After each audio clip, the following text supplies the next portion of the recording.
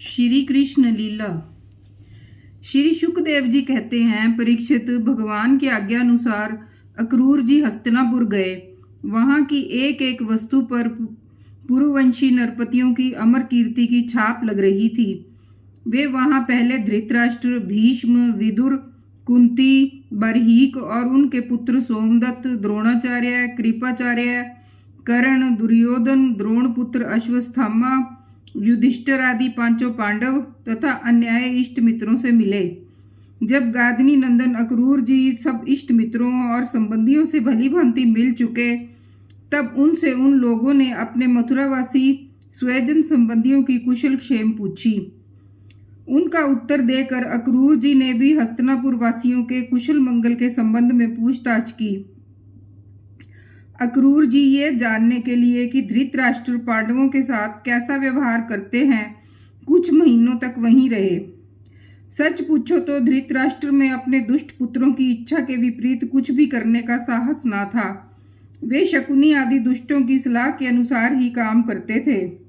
अक्रूर जी को कुंती और विदुर ने यह बतलाया कि धृतराष्ट्र के लड़के दुर्योधन आदि पांडवों के प्रभाव,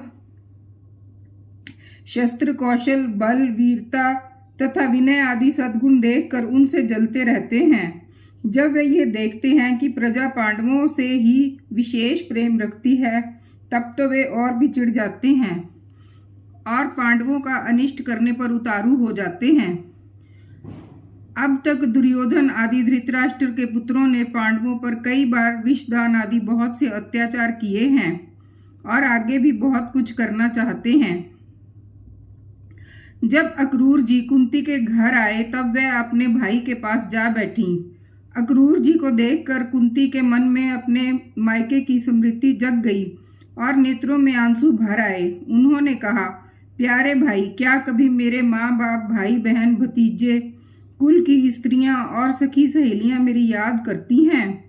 मैंने सुना है कि हमारे भतीजे भगवान श्री कृष्ण और कमल नयन बलराम बड़े ही भक्तवत्सल और शरणागत रक्षक हैं।